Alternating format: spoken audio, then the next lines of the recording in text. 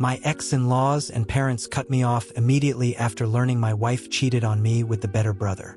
My ex-wife Julie, 34F, and I were married for 8 years before everything fell apart. We met in college, dated for 3 years, and had what I thought was a solid, happy marriage. Julie was charming, dependable, and good-looking, the type of person people would look at and think, wow, he's lucky. We shared common goals. She was always supportive of my career, and everything just felt right. I thought we had something unshakable and never imagined, even in my worst nightmares, how wrong I was. Growing up, I was always the responsible one in the family. My parents praised me for being dependable and mature, saying I'd make a good husband one day. On the other hand, my younger brother Luke was the golden child. Handsome, charismatic, and the life of the party. Luke was adored by my parents and instantly charmed anyone who met him. I didn't dwell on it too much. He was my brother and I loved him. Sure, my parents seemed to focus on him more, but I brushed it off as typical family dynamics. I assumed their favoritism was harmless. Looking back, maybe I should have seen the warning signs. Luke was around us often since our families were close, and he and Julie got along well. Too well, as it turns out. One day, I came home early from work because I wasn't feeling well. The house was quiet, but I noticed one of Luke's bags in the living room. At first, I thought he must have come over to visit, but as I walked down the hallway, I heard voices coming from our bedroom. My heart sank, but I told myself to calm down and not jump to conclusions. However, when I opened the door and saw them together, my entire world crumbled. I'll never forget the shock on their faces when they saw me standing there. It felt like I was stuck in a nightmare. I barely remember the confrontation. I was too stunned to process it in real time. I left the house that day with whatever I could grab and didn't look back. That should have been the worst of it, but somehow what happened afterward hurt even more. When I reached out to my parents, hoping they'd support me through the darkest moments of my life, I was met with complete indifference instead of comfort. They gave me some patronizing speech about how marriages are complicated and how maybe I had pushed Julie away. They even suggested Luke was doing her a favor by showing her real love. My own family acted like I was the one who had messed up, as if I had somehow driven Julie into my brother's arms. In the days that followed, things only got worse. Julie's parents, whom I'd grown close to over the years, took her side without hesitation. They were completely charmed by Luke, treating him like the perfect addition to the family. I tried reaching out a few more times, but eventually got the message loud and clear. I was completely alone. Both families stood firmly behind Julie and Luke. To them, I was disposable, easily replaced by someone they deemed better suited for the roles of husband and son-in-law. The divorce process was quick and brutally cold. I couldn't bear to keep anything that reminded me of Julie or the life we'd shared, so I left most of it behind. I moved into a tiny apartment and began the long, painful process of rebuilding my life. Without any support, I lost nearly everyone in my social circle. Thanks to my family's influence and connections, Julie and Luke managed to paint me as the bitter, unstable ex, while Luke became the hero who saved Julie from me. But somehow, I got through it. I threw myself into work and slowly started meeting new people who didn't know about the mess that was my life. I found new friends, including a couple of kind neighbors, and over time, I began to rebuild. I'd always thought I needed my family to feel whole, but I learned I could be okay on my own. I discovered a strength and independence I never knew I had. Even though it was incredibly hard, I was proud of myself for surviving. Just as I was starting to find peace, things took a wild turn. Out of nowhere, my phone started blowing up with calls and messages from my parents and Julie's family. At first, I ignored them, thinking it was some kind of sick joke or maybe someone felt guilty, but the calls kept coming. Finally, I listened to one of the voicemails, and what I heard left me floored. Luke had left Julie. He'd met someone else, another woman who caught his eye and walked out on her without so much as a goodbye. Now, with Julie heartbroken, both of our families were scrambling to pick up the pieces. And who did they think should step in to fix everything? Me. Suddenly, I was the rightful husband. They actually thought I should go back to Julie and take my place, as if I were some kind of backup plan. The messages were full of emotional manipulation disguised as concern. At first, they begged me to forgive and return to Julie. Then their tone shifted to guilt-tripping. They insisted it was my duty as a man to give Julie a second chance. My dad even said it was an opportunity to prove my worth as a son, as if I hadn't already spent years bending over backward for a family that tossed me aside. Julie's family chimed in, too, saying she was lost without me and that I should come back to keep keep the family together. It was as if my pain and betrayal didn't matter. All they cared about was keeping up appearances, as though I should simply forget they'd all abandoned me. I've been furious about this, after everything I endured. Losing my wife, my family, and my social circle. These people think they can just call me back, as if I owe them something. For a while, I debated confronting them. Part of me wanted to scream at them and let them know how deeply they hurt me, but another part of me knew they wouldn't understand. They never saw me as a person with feelings, just someone who could fill whatever role they needed. Confronting them wouldn't change anything, so I've been ignoring their calls, trying to protect the peace I've built for myself. But every few days, I get another voicemail or text message, and it drags me back to that place of anger and hurt. They don't see me as a person. They see me as a convenience. It's exhausting, and I'm so tired of feeling like the only one who sees how messed up this all is. I know I'm not wrong for refusing to go back, but part of me, should I confront them and make them see the damage they caused? Or should I just block them and let them deal with their mess? I know I've come a long way, but this whole situation has reopened so many old wounds I thought I'd healed. What should I do? Should I bother explaining how much they hurt me? Or would it just be a waste of time? I wish I could say things have gotten better, but honestly, the situation has only gone from bad to worse. Ever since I posted, my inbox has been flooded with more messages and calls from my family and Julie's family, and it's been a nightmare trying to keep up with all of it. My phone buzzes with notifications all day to the point that I'm starting to dread even looking at it. I've tried blocking numbers, but somehow they keep finding ways to reach me, whether it's through new numbers or emails. It's like they're determined to wear me down. What really took me by surprise was a call from Julie herself. I usually don't pick up calls if I don't recognize the number, but this time I did. I thought it might be work-related or maybe a friend, but the minute I heard her voice, my stomach dropped. It was Julie, and she immediately started in on what sounded like a pre-planned speech. She began by saying she was deeply sorry and that she realized she'd made some terrible mistakes. I could hardly believe the audacity of it all. She talked as if she had just forgotten to pick up milk on her way home, not destroyed our marriage by sleeping with my own brother. She kept going, saying we owed it to each other to work through this and that we had years of history together that shouldn't just be thrown away. Hearing her say that after everything she'd done was like a punch in the gut. The nerve to bring up our 8-year marriage as though it was something I was obligated to cherish. She said we both owed each other this chance to reconcile, to pick up the pieces and see if we could find a way back to each other. I almost laughed out loud at the ridiculousness of it. It was as if she thought a few apologies somehow erased the betrayal, the loneliness, and the utter devastation she'd caused me. She went on talking about how much she missed the stability we had and how she realized that now that Luke was gone, she truly wanted to settle down. The whole time she kept using words like we, our life, and our history, as if she had any right to talk about us anymore. I just sat there completely stunned and barely managed to say anything because every word she spoke was just making me angrier and angrier. When I finally interrupted her and asked, "Why now? Why do you care now that he's gone?" She gave me some pathetic excuse about realizing what she'd lost and how she thought I'd be strong enough to move past it and take her back. After I hung up on her, the messages from my dad started pouring in even more relentlessly. They actually had the nerve to say that now that I had Julie begging for forgiveness, it was proof that she was sorry and that I should see this as some kind of victory or a sign that I should go back to her. My dad even said, "Isn't it enough that she's asking for a second chance?" It made my blood boil. They were talking as if Julie's pathetic attempt at reconciliation was something I should be grateful for, something that should make me feel validated or worthy. They seemed completely blind to the fact that I was the one who had been wronged, that I was the one who had been tossed aside like nothing. I kept wondering, how could anything be enough? How could a few words erase everything she'd done? Did they really expect me to just jump back into her arms and pretend that none of it had happened? Out of sheer frustration, I ended up calling Luke. I had no idea what I was even going to say to him. I just needed to get it out. He didn't pick up, so I left a voicemail telling him that this entire mess was his doing and that he should be the one dealing with it. I reminded him that he had broken apart my marriage and my life, and that it was up to him to explain himself to our parents and take responsibility. I was so furious that I ended up sending him an email, too, just so he couldn't ignore me. I laid it all out point by point, reminding him of every betrayal, every instance where he could have chosen to stop what he was doing but didn't. I was angry and hurt, and I didn't hold back. Of course, Luke never responded. Typical. He'd caused this chaos, torn apart 2 families, and walked away without a second thought. Now he was off with some new woman, probably not even thinking about the destruction he'd left in his wake. He'd left me to deal with the fallout while he got to walk away scot-free. And here I was, fielding calls and emails from family members who still somehow believed that I was the one who could fix it all. It's like they couldn't grasp the idea that I wasn't some disposable piece they could just pick up and drop whenever they felt like it. One particularly awful call came came from my uncle, who had always been one of the few people I trusted in my family. He was practically begging me to see reason and told me that people make mistakes, that real forgiveness means giving people another chance. He told me that as a man, it was my duty to be forgiving, to show grace in the face of hardship. I felt so betrayed even by him. It was like he was saying that my pain, my heartache didn't matter as much as maintaining some false sense of harmony. I was so shaken up that I couldn't even respond. I just hung up and cried. I wish I could just cut them all off, but it's so hard. Despite everything, part of me still feels tied to them, still craves their acceptance or approval. I know it's not healthy and I've seen how they've shown me who they are, but I can't deny that it hurts. It's like a part of me is still that little boy who just wants his parents to love him unconditionally, even though I know now that they never truly will. And that realization is almost as painful as the betrayal itself. So here I am, feeling lost all over again. I thought I'd moved past this, that I'd managed to put the pieces of my life back together, but they keep dragging me back. Part of me wants to confront them, to tell them all exactly what I think of their so-called family values. But another part of me wonders if it's even worth the energy. They've shown me who they are, and deep down I know no amount of explaining will make them see me for who I am or respect my boundaries. But it's hard to walk away completely when they keep pulling me back. Right now, I'm exhausted mentally and emotionally. I feel like they're trying to erase everything I've worked for, every bit of peace I've fought to find. I know I shouldn't let them get to me, but it's hard not to feel like I'm somehow in the wrong, even though logically I'm not. I tried to wrap my head around everything, and honestly, nothing has settled down. If anything, it feels like someone hit the gas pedal on the drama and I'm just trying to hold on. The calls, texts, and emails from my family and Julie's family got so bad that I finally decided to cut them all off. I blocked their numbers, emails, and even their social media accounts. It wasn't an easy decision. I needed some kind of boundary, any boundary, because my head was spinning for a few days. I actually felt like I'd won a small battle. My phone wasn't lighting up every 5 minutes with another attempt to guilt trip me. And for the first time in months, I could just exist without their noise in the background. But of course, that peace didn't last long. Nothing about this situation seems to let me breathe for long. A few days after blocking everyone, I came home from work tired and just wanting to crash. And there he was, my dad, just standing outside my apartment like it was the most normal thing in the world. My stomach dropped. I'd never told him where I'd moved after the divorce, so the fact that he somehow tracked me down felt like a huge violation of my privacy. For a second, I thought about pretending I hadn't seen him and just turning around, but I knew that would only delay the inevitable. If I didn't face him now, he'd just keep coming back until I did. The whole thing was so classic, Dad, like a masterclass in emotional manipulation. He started talking about how the family was falling apart, that Julie was miserable, and that Luke's absence was a wound no one knew how to deal with. He kept saying how family is everything, as if that meant I had some kind of obligation to fix everything just because we were related. He went on about how it was my duty to put the past behind us because that's what families are supposed to do. He even said Christmas was coming up and it would be the perfect opportunity for us all to get together and make things right. I couldn't believe the nerve of it all. This was the same man who stood by while my wife and brother destroyed my life. And now he wanted me to be the one patching things up.